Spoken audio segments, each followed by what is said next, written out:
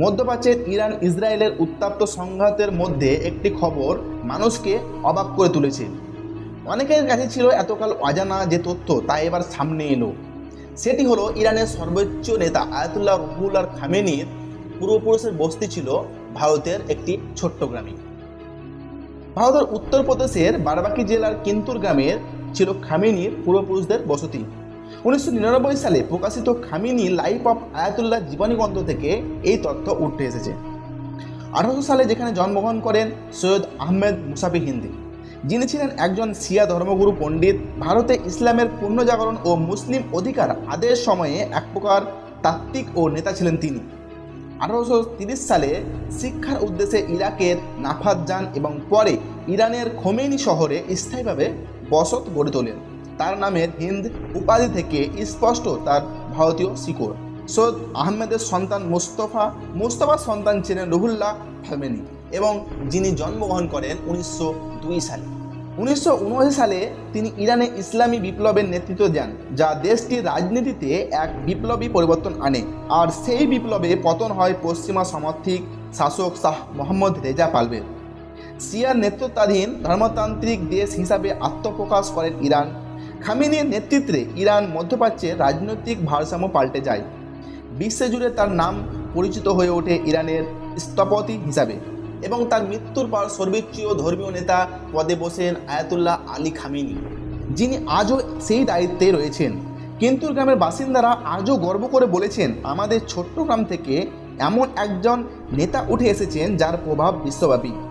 গ্রামের বাড়িগুলোতে এখনও দেখা যায় খামেনিরই ছবি এবং তার বংশভূতের বাস। এক স্থানীয় বাসিন্দা বলেন, আমরা শান্তির জন্য প্রার্থনা করি যেন আর যুদ্ধ না হয়। গ্রামের এক প্রবীণ ব্যক্তি বলেন, আমরা গর্বিত যে আমাদের গ্রাম থেকে এমন একজন ইতিহাসের নাম লিখিয়েছেন। আমাদের প্রার্থনায় এই যুদ্ধ বন্ধ হোক এবং শান্তি প্রতিষ্ঠিত হোক। এই গ্রামের ইতিহাস ও ঐতিহ্য দুই দেশের সংস্কৃতি ও আবেগের অদৃশ্য সেতু বন্ধন তৈরি করেছে। বিশেষজ্ঞরা বলেছেন, খামেনির ভারতীয় শিকড় মধ্যপ্রাচ্যের রাজনৈতিক ও সাংস্কৃতিক ইতিহাসের গুরুত্বপূর্ণ অধ্যায়। আর এই দুটি দেশের সম্পর্কের অতীত ও বর্তমানকে গভীরভাবে সংযুক্ত করেছে। বর্তমানে ইরান ইসরায়েল সংঘাতের উত্তাপের মাঝে এই গ্রাম যেন শান্তির বার্তা বহন করেছে, যেখানে যুদ্ধ নয় বন্ধুত্ব ও সহমতি তার প্রত্যাশ জেগে উঠেছে। মধ্যপ্রাচ্যের এই সংঘাতে ভারতীয় কেন্তুর গ্রামের ঐতিহাসিক গুরুত্ব স্মরণ করিয়ে দেয় যে রাজনীতি ও সীমান্তের বাইরে মানবতার বন্ধন কতটা শক্তিশালী হতে পারে। আজকের এই উত্তেজনার পটভূমিতে এই শিকড় আমাদের শেখায় যে যুদ্ধ নয়, শান্তির জন্য পথ খুঁজতে হবে। মধ্যপ্রাচ্য বিশেষজ্ঞ সামিরা ইসলাম নিজেই এই তথ্য বিস্মিত। তিনি বলেন, খামেনির পারিবারিক শিকড় ভারতের কিন্তুর গ্রাম থাকা সত্যি আশ্চর্যের। এটি শেখায় যে ইতিহাসে অনেক সময় জটিল এবং আন্তর্জাতিক সম্পর্ক গভীর। এই তথ্য ইরান ভারত সম্পর্কে নতুন দৃষ্টিভঙ্গি দিতে পারে। এবং এমনও কথা বলেছেন তিনি। বিশিষ্ট কূটনীতিক একে রহমান বলেছেন, বর্তমানে ইরান ইসরায়েলের যুদ্ধের উত্তাপ কমানোর জন্য ইতিহাস থেকে শিক্ষা নেওয়া জরুরি। কিন্তু যেখানে শিকড় হোক শান্তি ও সংলাপই সবচেয়ে বড় অস্ত্র।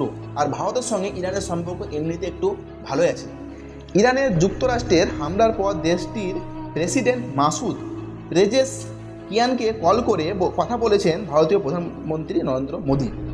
লড়াই থামার পর নয়াদিল্লিতে ইরান দূতাবাসের এক বিবৃতিতে বলা হয়, আমরা ভারতের ন্যায়বান্ধব স্বাধীন মনা জনগণের প্রতি আন্তরিক কৃতজ্ঞতা ও ধন্যবাদ জানায়, যারা বিভিন্নভাবে ও দীর্ঘভাবে ইরানের পাশে দাঁড়িয়েছেন। এই বিবৃতি অনেকের কাছে বিস্ময়কর ঠেকেছে। ভিউয়ার্স, আজকের ভিডিও এতটাই। যদি ভিডিওটি ভালো লেগে থাকে তো একটা লাইক করবেন আর চ্যানেল নতুন চ্যানেল সাবস্ক্রাইব করতে ভুলবেন না। আবার দেখা হচ্ছে পরবর্তী ভিডিওতে। ততক্ষণ টাটা।